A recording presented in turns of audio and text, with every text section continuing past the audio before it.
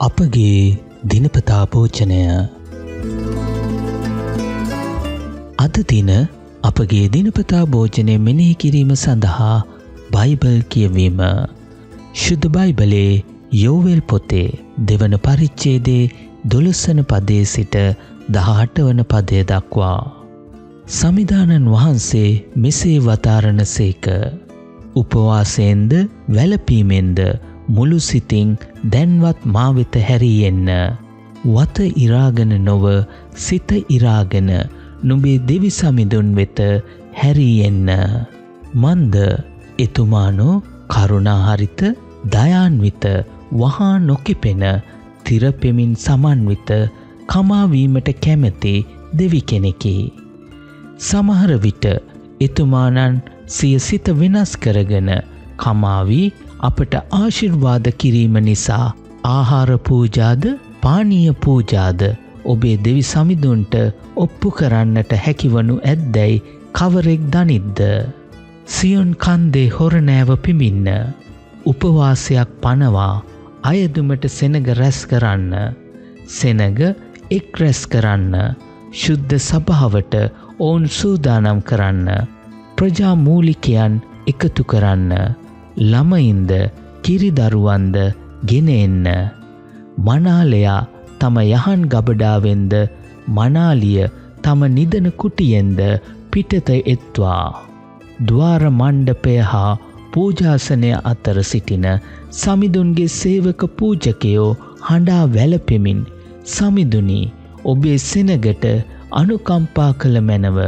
ඔබේ දෙවියෝ කොයිදැයි ජාතින් අතරේ කීමට ඉඩ නොහැරිය මැනවයි කියත්වා. එවිට සමිදානන් වහන්සේ දේශය ගැන උද්‍යෝගවත් වී සෙනගට අනුකම්පා කළසේක. කෝපවීමට ප්‍රමාද.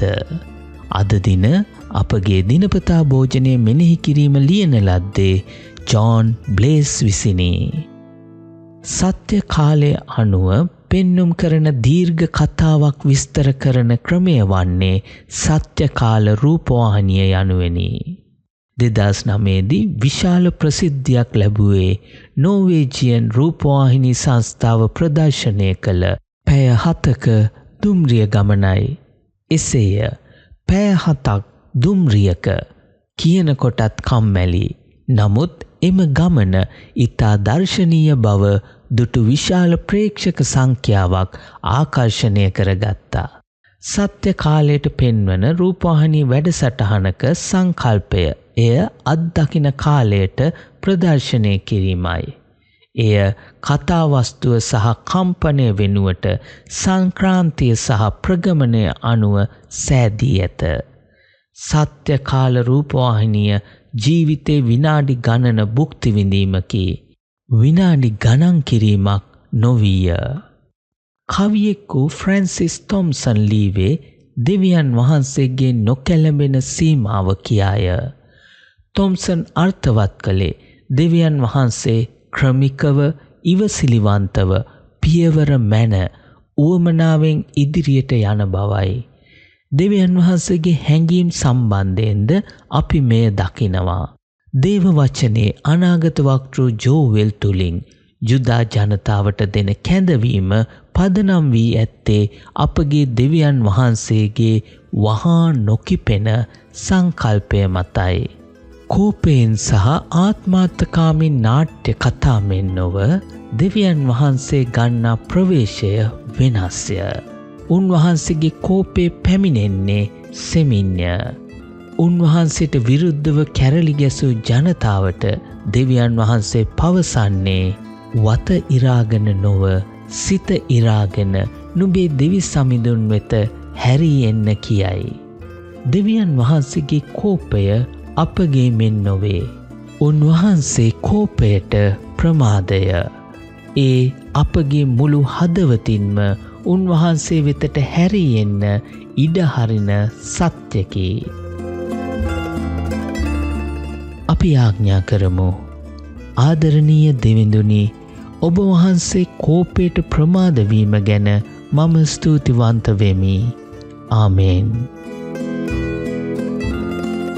ඔබගේ ජීවිතයේ දෙවියන් වහන්සේ සෙමෙන් ක්‍රියා කරන්නේ කුමන වේලාවේද සහ කෙසේද? උන්වහන්සේ කෝපයට ප්‍රමාද වී සානුකම්පාවට ඉක්මන් වන්නේ මන්ද? ඔබට වඩාත් පහසුවෙන් අපගේ දිනපතා භෝජනය මෙනෙහි කිරීම වලට දිනපතා සවන් දීමට හෝ දිනපතා එය කියවීමට අපගේ මොබයිල් ඇප් එක ඔබගේ දුරකථනයට ඩවුන්ලෝඩ් කරගත හැක. පහත ඩිස්ක්‍රිප්ෂන් බොක්ස් එකේ ඇති ලින්ක් මගින් Google Play Store හෝ Apple App Store වෙත පිවිස ඔබත් අදම ඩවුන්ලෝඩ් කරගන්න.